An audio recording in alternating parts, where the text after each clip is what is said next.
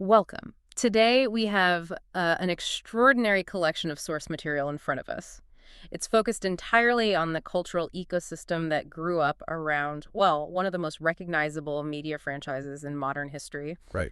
We're not just summarizing a book series here, we're really going to be dissecting a global social phenomenon.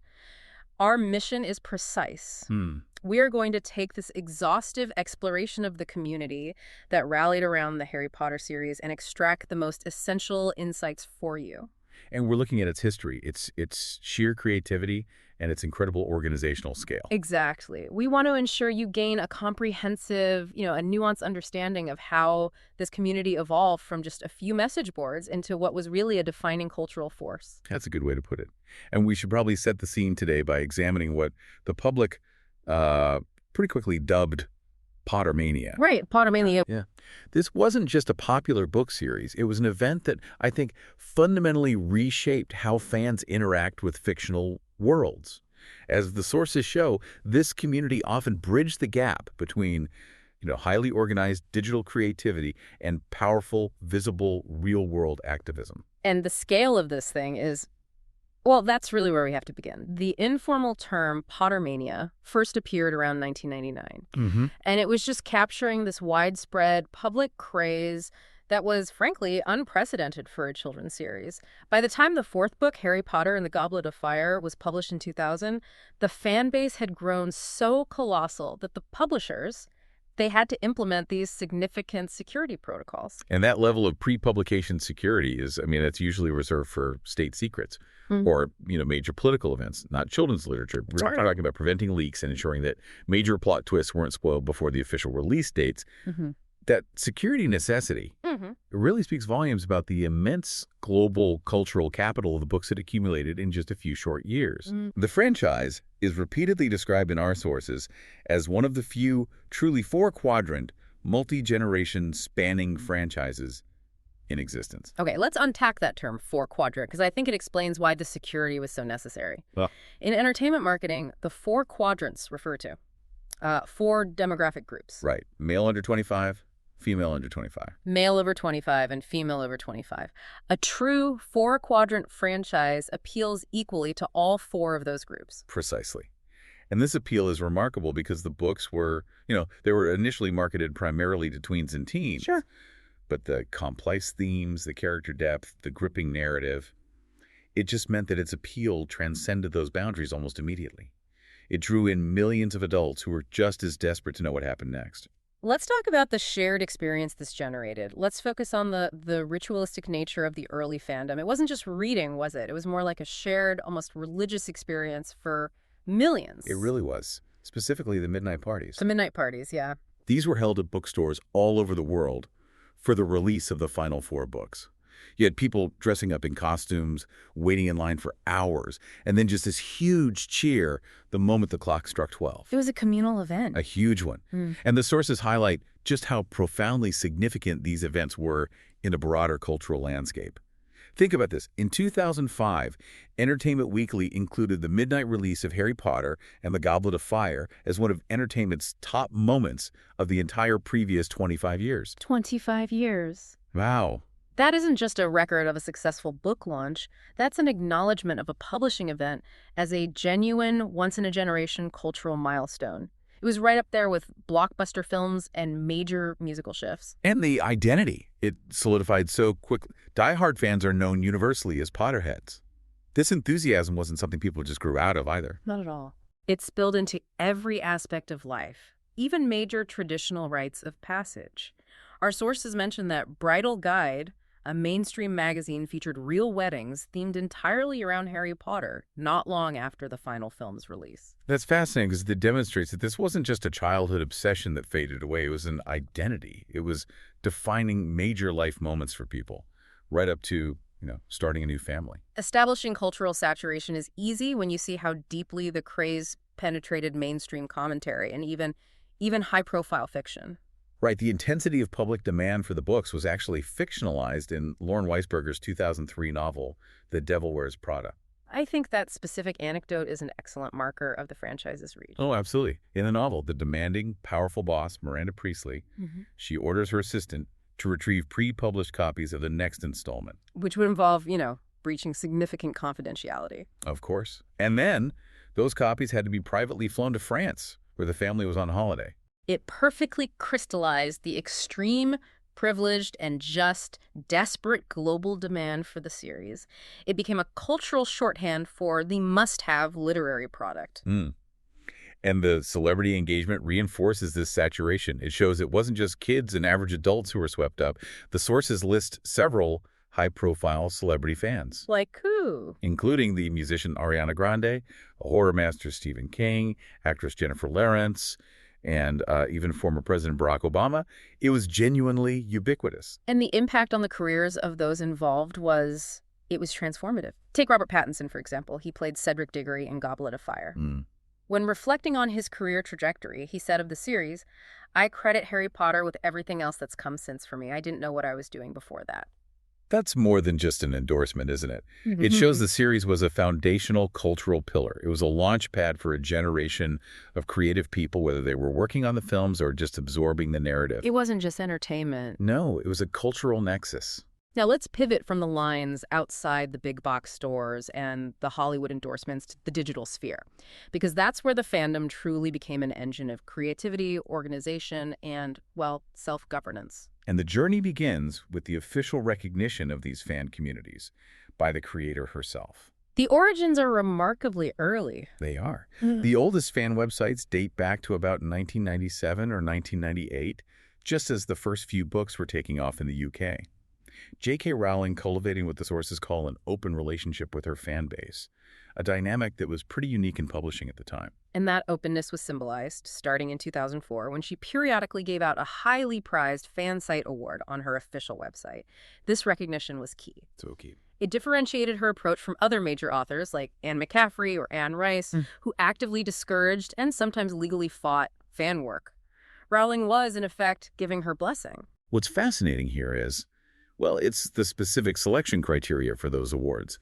Rowling wasn't just honoring the biggest news sites. She was celebrating niche devotion, academic quality, and community action. The diversity of the winners is a true insight into the fandom's complexity. Okay, let's explore those specific sites in detail. The first winner was Emeritus. What was unique about Emeritus? Emeritus was devoted primarily, maybe even exclusively, to the character Sirius Black. Just Sirius Black. Yes. And Rowling noted that she was particularly proud that a character who never appeared as much more than a brooding presence had gained such a passionate fan club. This recognition, it validated the fans' ability to take a supporting character and just imbue him with an entire complex and beloved backstory. That's a crucial early signal, isn't it? That Rowling valued the fans' ability to expand the emotional and narrative universe, even for peripheral characters. Exactly. But then she recognized a completely different type of site, the reference library. The reference library. Next came the Harry Potter lexicon, which is essentially a massive online encyclopedia. It details every location, every spell, character, plot point, you name it. And our sources highlight an incredible anecdote here. They do. Rowling confessed to using it herself. She admitted that when she was writing away from home, rather than buying a copy of her own books to check some minor detail, she would just consult the lexicon. She basically relied on her fans' research to maintain continuity in her own world. That's just astonishing. It is the ultimate validation of fan authority. She called the site, for the dangerously obsessive, my natural home. This elevated the lexicon from just a fan project to a semi-official resource. It set a precedent that fan-driven documentation could be authoritative. And following that, we saw the recognition of the major news hubs, the sites that acted as, newswires and community centers. Yes, that includes MuggleNet. It was a major website featuring news, editorials, forums, and a very popular podcast, which I'm sure we'll discuss. We will. Rowling praised it specifically for its pretty much exhaustive information on all books and films, recognizing its breadth and depth of coverage. And then there was HPANA. That one received recognition because it was remarkably the very first fan site Rowling ever visited. That's right. It was specifically noted for being faster off the mark with Harry Potter news than any other site, and also fantastically user-friendly. So she was acknowledging speed and accessibility as valuable contributions. In 2005, the award went solely to the Leaky Cauldron, a site that served a huge volume of readers. A huge volume. and Rowling called it a wonderfully well-designed mine of accurate information on all things Harry Potter. And even more simply, her favorite fan site. When the creator picks a favorite, that carries immense weight within the community. Immense weight. But perhaps the most influential award was given in 2007 to the Harry Potter Alliance. Right. This site marked a real turning point because it was recognized not just for devotion to the text, but for active social engagement. Exactly. The Harry Potter Alliance, or HPA, linked the moral and ethical values of the books, like those Dumbledore's army fought for, to real-world social issues. They successfully raised awareness for anti-genocide coalitions and organized major charity initiatives. And Rowling called that project extraordinary and most inspirational. She expressed her gratefulness for their successful work in raising awareness and sign-up levels for various causes. This formalized the idea that the fandom's purpose could extend far beyond entertainment and become a vehicle for global social change. Now, while Rowling had this open relationship, the sources also detail an initial struggle with the corporate gatekeepers. Warner Bros. Yes, Warner Bros., which owned the film and merchandise rights, initially reacted to the rise of these major fan sites with, let's say, skepticism. They even tried to shut down the top ones via cease and desist orders. That traditional intellectual property friction is a common story in fandom history, but the pivot here is remarkable. It is. The attempt to shut them down was ultimately unsuccessful, and it led to a complete and strategic change in approach from the studio. Instead of fighting, Warner Bros. Recognized the fan sites as essential assets. They did. They invited the webmasters to film premieres, to set tours, to press junkets, because they recognized these sites were the crucial, trusted link to the core fan base, a base that was often, skeptical of Hollywood's adaptations. Studio executives went on record acknowledging this shift in strategy. They admitted that many fans were disappointed that certain elements of the books were left out of the films.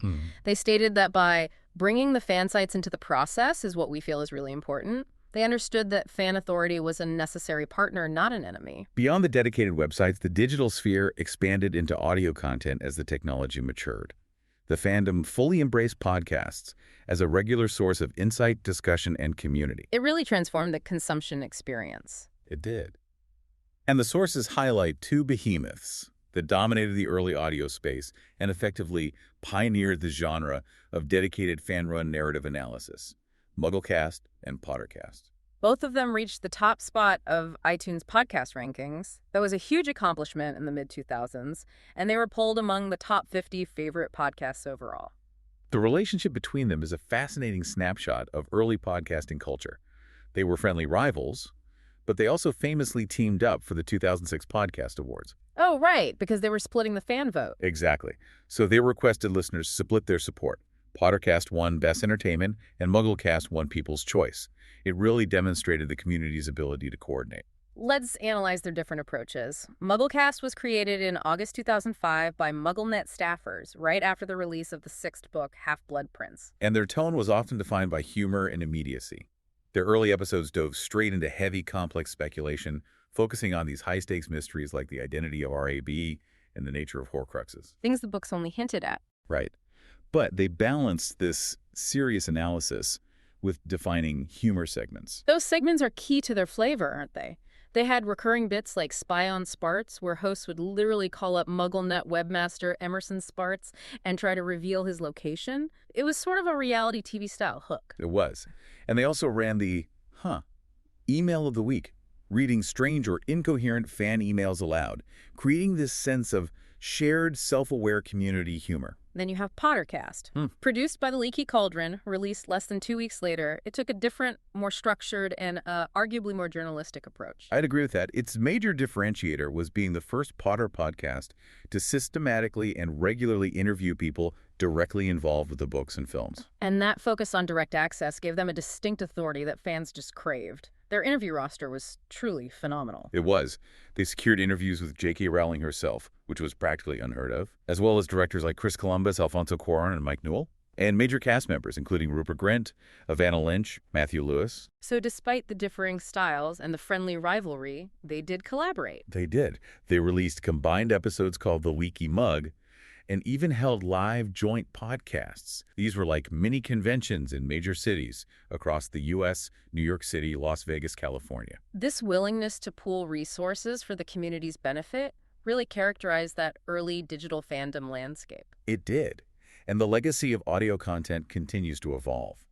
Our sources mention several notable second-wave podcasts that sprang up later, each using the material as a foundation for broader analysis. For instance, Harry Potter and the Sacred Text. Right, which takes the ambitious approach of reading the books as if they were a religious text, applying classical methods of scriptural analysis to find moral and ethical lessons. Then you have Witch Please, looking at the books entirely through a critical feminist lens. And then there's the comedy approach, like Potterless, where an adult man reads the books for the very first time years after the fact.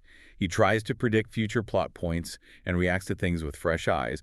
It just shows how malleable the source material is for different interpretive frameworks. The official recognition and the audio content prove the organizational strength of the fans. Now we transition to the explosive creativity of the fan fiction scene.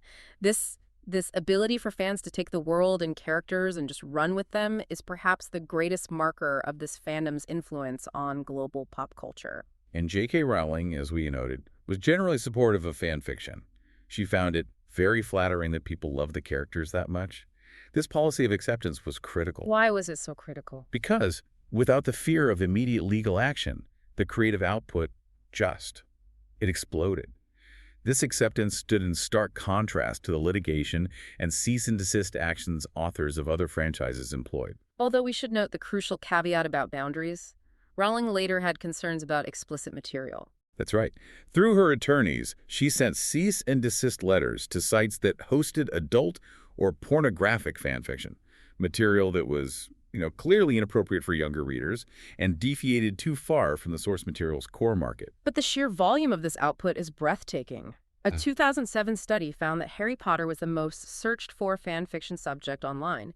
It surpassed all other major franchises combined. And to quantify that scale, as of December 2024, there were over 834,000 fanfictions on fanfiction.net alone, and over 546,000 on Archive of Our Own. So we're talking about millions of words, an enormous co-created, user-generated literary ecosystem. That's exactly what it is. Let's delve into some truly notable fan works that the sources highlight, maybe starting with those that achieved some canonical recognition or gained major journalistic attention. Okay. The web-based novel James Potter and the Hall of Elders Crossing was written by George Lippert as a direct supplement to fill the narrative void after Deathly Hallows. It imagined the adventures of Harry's son. And it received eventual quiet approval from Rowling herself. It did. Which shows that if the quality and the respect for the world were high enough, the creator might give her silent blessing. And then there are the massive community projects, which demonstrate the sustained effort of the fandom.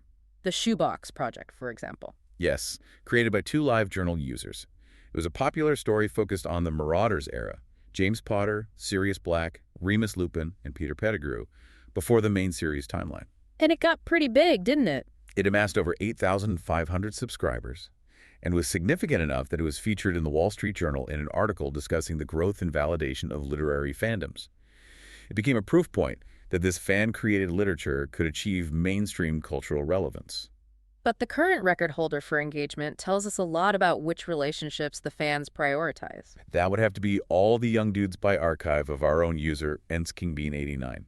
It focuses on the Remus Lupin-Sirius Black relationship, a popular / pairing known as Wolfstar. And the numbers are huge. Phenomenal numbers, over 40,000 reviews and more than 16 million hits. That makes it the single most viewed piece of fan fiction on that massive platform. That volume of interactive engagement, 40,000 reviews, is evidence that fans are not just passively reading. They are intensely interactive, analyzing, critiquing, and responding in a continuous loop with the author. The sources also acknowledge the infamous bad but iconic fanfic, My Immortal. Ah, yes. My Immortal. This story became legendary for its poor grammar, wild plot choices, and apparent unintentional comedy.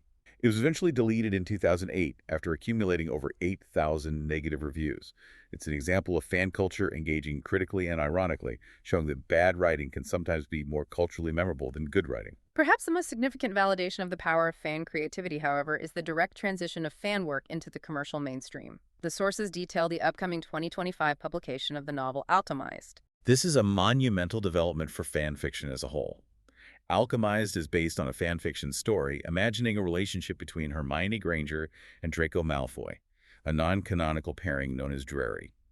And it's being published by Penguin Books. And the film rights were purchased by Legendary Entertainment for a lucrative seven-figure deal. That's right.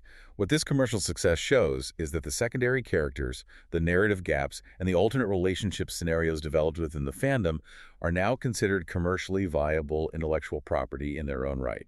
Outside the direct control of the original creator. Exactly. The fan base is essentially a massive, unpaid R&D department for Hollywood. This brings us directly to the concept of shipping and slash fiction. Since we mentioned Drury and Wolfstar, we should probably explain that this genre features sexual or romantic relationships that don't exist in the books, often portraying homosexual pairings that are absent from the original narrative. And the term ship is derived from the word relationship.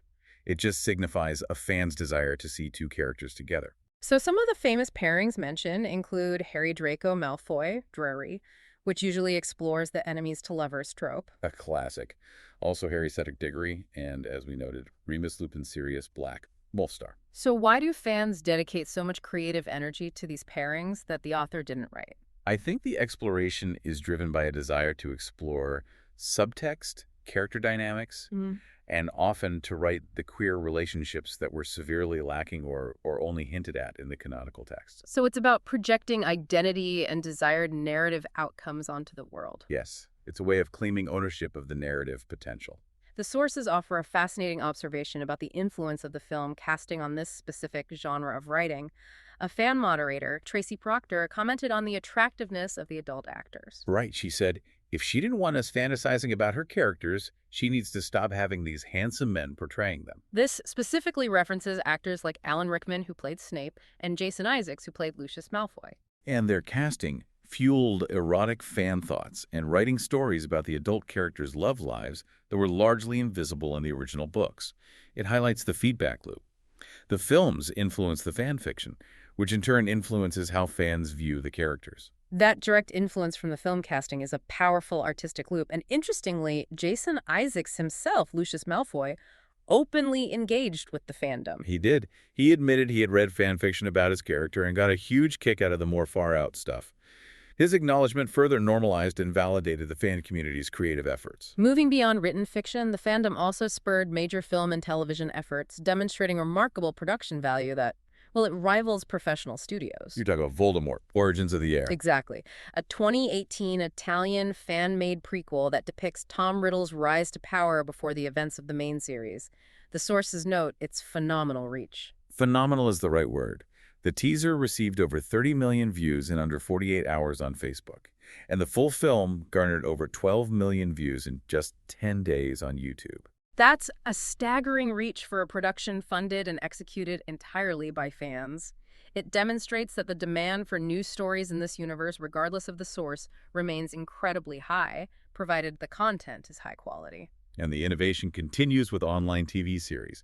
Hermione Granger and the Quarter-Life Crisis is one such project. Right. In this series, Hermione is cast as a black woman, played by Ashley Romans. She's broken up with Ron Weasley and moved to Los Angeles to reevaluate her life. This really demonstrates the fandom's desire to reimagine and diversify the characters and explore their post-Hogwarts realities in a way that reflects modern diversity and the challenges of early adulthood. The fan community is actively participating in updating and remixing the source material for contemporary audiences. Okay, let's turn our attention now from digital creation to physical community building. So conventions, festivals, and active role-playing. The community isn't just digital, it's tangible and highly organized. Absolutely. Fandom gatherings like LeakyCon, Infinitus, and Ascendio became essential social events. Right. And what distinguished them was their dual focus. What do you mean? Well, they maintained a strong academic emphasis, hosting professional keynote speakers and scholarly panels, while still keeping the atmosphere playful with activities like wizarding chess and even organized water Quidditch tournaments. And these events drew the most prominent figures in the fandom, right? Including fan site founders like Jenny Levine and Melissa Anelli, who transitioned from webmasters to community leaders. They did. They also actively incorporated professional authors, even those outside the franchise, with events like Lit Days and LeakyCon featuring novelists such as John Green and Scott Westerfield. And the sources highlight the seamless integration of the official Wizarding World of Harry Potter theme park at Universal Orlando into the convention itinerary. Yeah, at these conventions, special after-hours events were frequently held for attendees, It allowed them to experience the park by themselves, often with talks from the park's creators and live Wizard rock shows performed right inside Diagon Alley. Beyond the large organized conventions, the fandom expanded into smaller, geographically focused town festivals. The sources mention events in Chestertown, Maryland, Edgerton, Wisconsin. And the famous Chestnut Hill event in Philadelphia. These festivals transformed entire towns into temporary Hogsmeades. However, the sources note the eventual friction that occurs when fan activity becomes too commercialized. Right. The Chestnut Hill event, which had run successfully for 7 years, had to rebrand in 2018 to a general Witches and Wizards theme after receiving a cease and desist letter from Warner Bros. That negotiation underscores the constant delicate boundary between official intellectual property rights and large-scale commercialized fan activity. The line exists where the fan activity begins to look indistinguishable from an official revenue-generating event. Moving to active play and world simulation, role-playing is a central feature, existing in 2 primary forms. The internet-based, which we touched on with the early fan sites, and live-action roleplay, or LARP. And Muggle Quidditch is the most famous example of that physical LARP. For those unfamiliar, it's the ground-based version of the magical sport played on brooms. It started simply as a way to simulate the sport in parks, but it has grown far beyond simple role-playing. It's evolved into a legitimate, organized sport. Absolutely. It now has an international governing body, the IQA, the International Quidditch Association. This demonstrates its evolution into a true sport with codified rules, international tournaments, and a massive network of collegiate and community teams. This is a profound example of fans inventing a sport based on fiction. Internet-based role-playing is equally complex and immersive. Many forum-based sites simulate the Hogwarts experience through a system of classes taught by staff members who act as professors. Where players can earn house points based on their participation, essentially living a digital life at the school. And there are advanced digital platforms that push this even further. World of Hogwarts, for example. Yes. Launched in 2007 as a completely free, massive multiplayer online role-playing game, or MMORPG, built within the Second Life platform. It's set 10 years after the canonical Battle of Hogwarts. It's a deep simulation. Role players on this platform can create detailed avatars, interact with other students and professors, attend lessons, play Quidditch, sit for their exams, even secure a full-time job at the Ministry of Magic. It's a highly immersive, co-created world set within the canon's timeline, built entirely by fans for fans. Another sophisticated platform mentioned is Chamber of Chat. Right, a free, online, interactive virtual world. It emphasized social interaction in detailed 3D chat rooms with avatars, featuring games like Pictionary and Harry Potter trivia. And the platform was highly regarded. It was ranked number 2 out of 25 essential fan sites by Entertainment Weekly in 2007, just behind TheRaider.net. Its success highlights that for many fans, the primary draw wasn't just consuming the story, but socializing within the setting. Now, if we connect this to the bigger picture, we have to address the core relationship drama that fueled so much digital ink, the ship debates. Yes. These conflicts were not polite disagreements. They were intense, often pitting fan interpretation directly against canonical outcomes. And the most famous and contentious conflict was between the Harry-Hermione shippers, who believed the 2 main friends should end up together, and the Ron-Hermione shippers, who championed the eventual canonical pairing. Alongside the supporters of Harry-Ginny, of course. Of course. And the arguments used by the Harry-Hermione shippers were deep and well-articulated. They often cited the shared trauma the 2 experienced, the intellectual and emotional compatibility that seemed to exist between them. Especially in contrast to Ron's perceived immaturity. Exactly. They believed the narrative was setting up a slow-burn romance. This intensity led to a highly publicized and controversial interview shortly after Half-Blood Prince was released. MuggleNet's Emerson Spartz commented publicly that Harry-Hermione shippers were delusional in their reading of the text. And that led to an enormous and sustained uproar within the fan base. The fallout was significant enough to merit an article in the San Francisco Chronicle, illustrating how seriously these internal fandom divisions were taken. And Spartz later had to clarify that his comments were directed specifically at the small segment of militant shippers who insisted there was overwhelming canonical proof, not simply those who loved the idea of the pairing. Providing context on the creator's view is vital here to understand the relationship between the official story and the community. It is. Rowling admitted she was a relative newcomer to the world of shipping when she first encountered the online debates. She described her first mammoth session looking at fan sites as getting up from the computer, shaking slightly. Shaking slightly. Yes, it conveys the shock of discovering this huge underworld seething beneath me, entirely focused on relationship dynamics she had only planned for in a specific way. And her later comments, unfortunately for some fans, provided the definitive, if painful, canonical word. That's right. In a 2014 interview, Rowling stated that realistically, Ron and Hermione had too much fundamental incompatibility and that she wrote them together as a form of wish fulfillment, an authorial impulse rather than a purely rational narrative choice. And she made it clear that Harry's love for Ginny was true, permanently closing the door on a Harry-Hermione canonical relationship. Right, and beyond the central trio, the sources mention other canonical relationships like Bill Fleur and Tonks Lupin, alongside fan favorites like the perpetual debate over Lily Severus versus Lily James. The common thread is the fandom's relentless focus on the complexity of romantic relationships, which often overshadowed even the main plot of defeating Voldemort. Now let's transition into the musical aspect, what the fandom calls wizard rock, or rock. This is an entire genre invented by and for this fan base. It is. Rock is a unique musical movement dating from 2000 in Massachusetts, with the formation of the band Harry and the Potters. From that start, it has grown into an international phenomenon, with at least 750 bands worldwide. And the style is highly specific, isn't it? And often very DIY. The musicians write and perform songs entirely about the Harry Potter universe. And often from the specific point of view of the character in the band's name. So you have bands like Draco and the Malfoys or the Remus Lupins. Rock performers usually cosplay the character whose perspective they're singing from while performing live. It adds a layer of theatricality to the concert experience. It's an immersive musical performance art. It is. And this is distinct from a mainstream band that might occasionally reference literature, like Led Zeppelin referencing Tolkien. Rock focuses solely and entirely on the Harry Potter world and its minutiae. And their mission is deeply rooted in the positive values of the books. Yes, the bands often perform in libraries, bookstores, and schools with the explicit goal of promoting reading and literacy. They are effectively literary missionaries. Their rise was chronicled in documentaries like We Are Wizards and the Wizard Rockumentary, both released in 2008. If we connect this to the bigger picture, we see the power of this craze was so immense that it actually had measurable statistical impacts on public health and safety. This is truly extraordinary. It reaches far outside the literary sphere. It does. In 2003, shortly after the release of the massive fifth book, Order of the Phoenix, Dr. Howard J. Bennett coined the term Hogwarts headache. Hogwarts headache? Yes, in a letter published in the New England Journal of Medicine.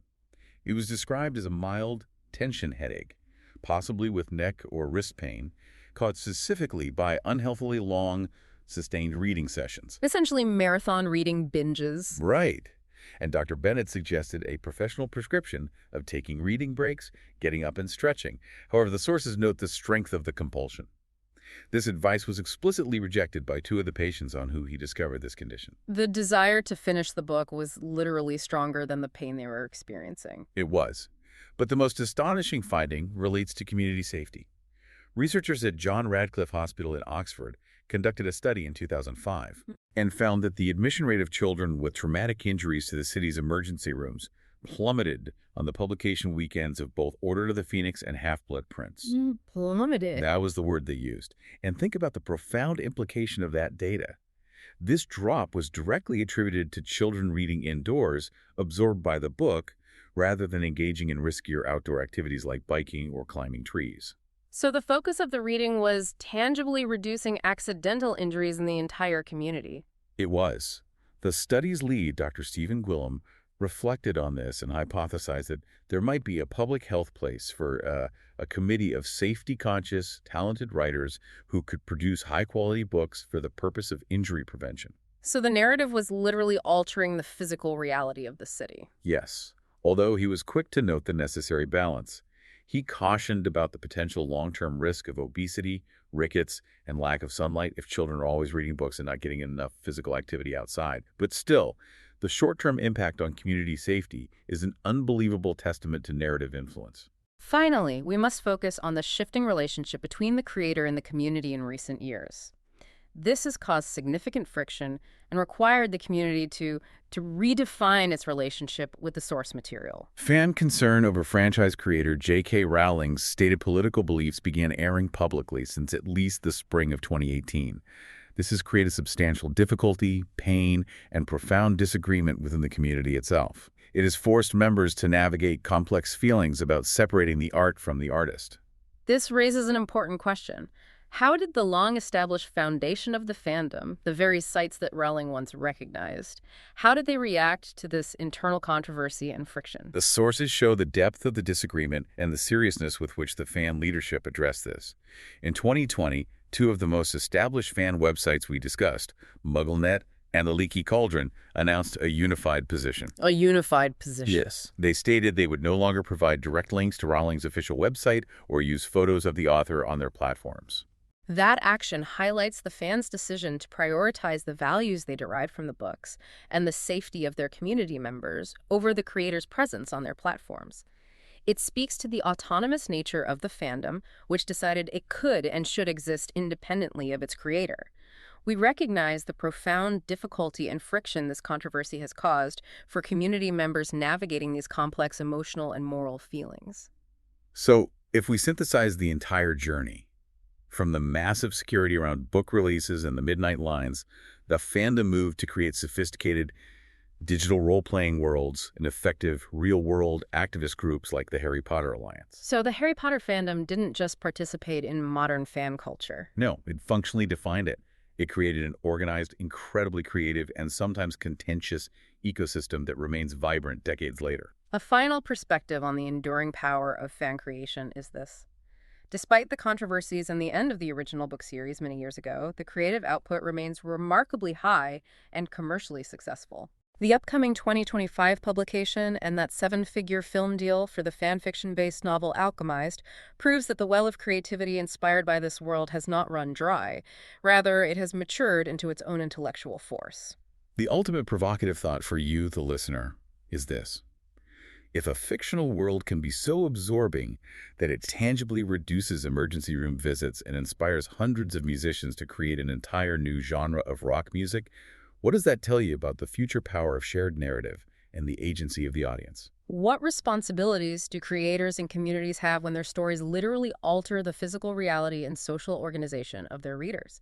Thank you for joining us for this in-depth exploration of the source material you provided. Thanks for listening.